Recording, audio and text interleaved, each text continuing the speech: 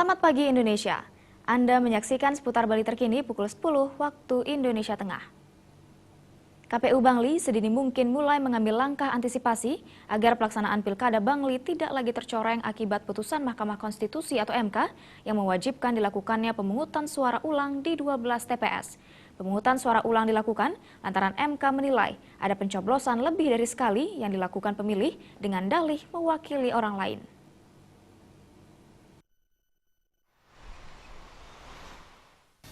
Ditemui di tempat kerjanya, Ketua KPU Bangli Dewa Agung Lidartawan mengatakan pihaknya belajar banyak dari pengalaman Pilkada Bangli sebelumnya yang tercoreng akibat putusan MK yang mewajibkan dilakukannya pemungutan suara ulang di 12 TPS.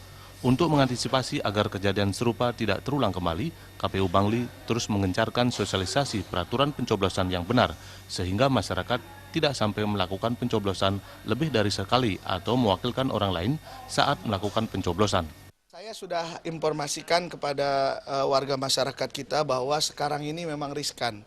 Semua pada melihat peristiwa yang ada, maka itu jangan pernah Bangli ini seperti keledai ya, jatuh ke lubang yang sama.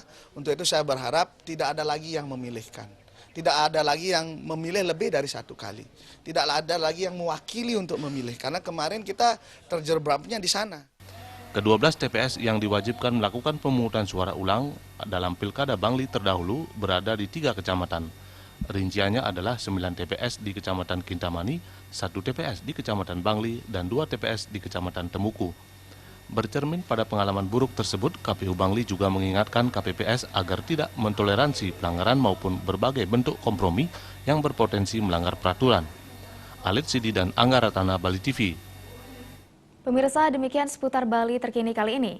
Nantikan informasi menarik kami dalam seputar Bali terkini 1 jam mendatang. Salam Indonesia.